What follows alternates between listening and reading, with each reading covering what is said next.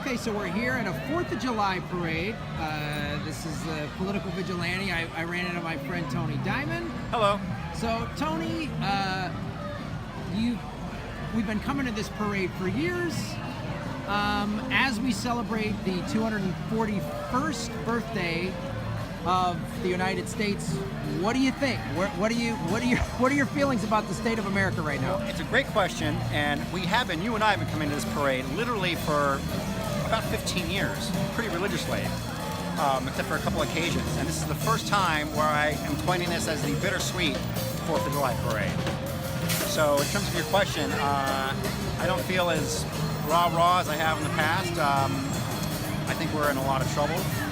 It's hard to get really behind the idea of independence with what's going on. It's one of those things where like, you can see everything that's going on, you're really happy, like it's like when someone passes away and like there's that feeling like you have some, in the days after where you're kind of happy and then you realize what happened, you're like, oh, right, oh, this is terrible. That's kind of how I've been feeling pretty much since January 20th. Just being like kind of in my moment and then being like, man, we are in so much goddamn trouble, I can't believe it. So, well, let's watch this marching band for a second.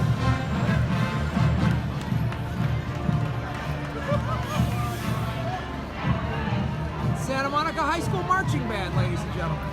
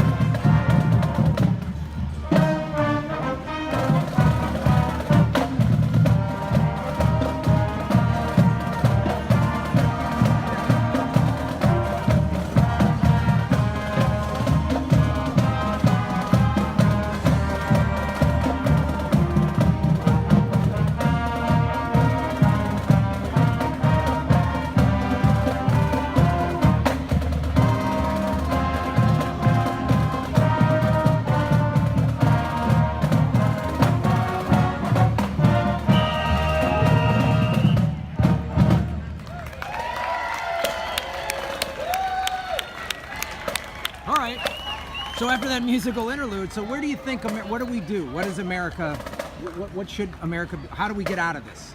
Well, it's a good question. I think the first step, and again, this is just kind of linear and logical to me anyway, is to make sure everybody goddamn votes in the midterms. That'd be great.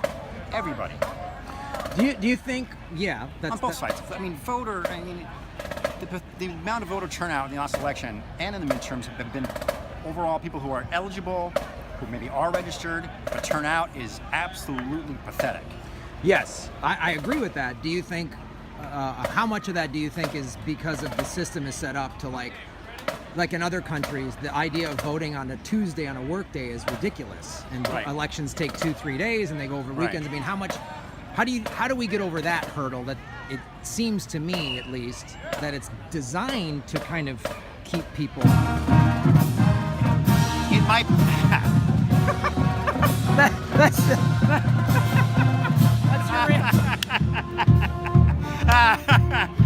oh, there it is. That's good. So what do you, I mean, like, how do we overcome that fact that, like, the election system seems to be very much designed to keep people out? Like, it does, but I still think, even with voter suppression and gerrymandering, which I'm not an expert in actually explaining what it, the fine-tuning of it, but I still think if more people voted, it'd be different, regardless of any of that. If people made it a point to show up and vote, then I do think that things would be different. And I could be wrong, but if you look at the numbers of people who did, someone just put something on Facebook the other day of the amount of eligible voters in America versus the actual percentage of people who voted, I don't know, it was disgustingly low. And so, and the bottom thing said, you don't think your vote matters? Well, take a look at where we are now. And I think that's pretty poignant, and I think it makes sense. And I've been saying this for a little while, if people went out and voted, I think if every eligible voter voted, I don't think we'd be in the situation we're in right now.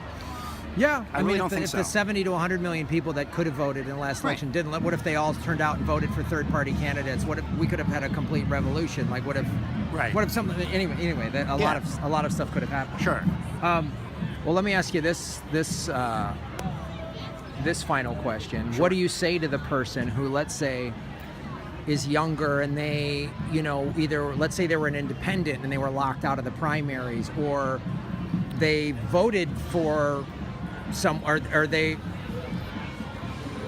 they had their ballot thrown out, or there was some sort, they feel like a Democrat. It was like, well, I voted for Bernie Sanders, but all the super delegates, they just gave them to Hillary, so I feel like the whole system is bullshit.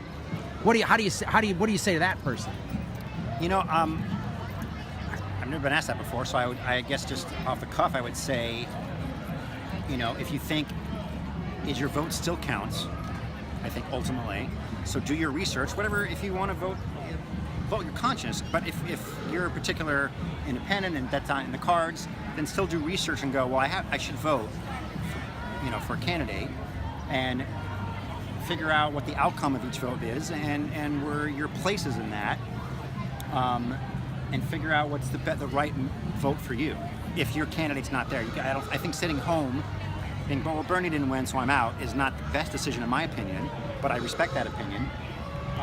But I would say, then do research, okay, who's left? What do they stand for? And what's the outcome? What's the result? So you're saying vote with your conscience regardless of this, because some people say, well, I'm not going to vote for an independent or third-party candidate because they don't have a chance of winning, and you're saying, well, you should still vote then. I think so, Yeah. Because look where we are now. Yeah. I mean, look where we are now.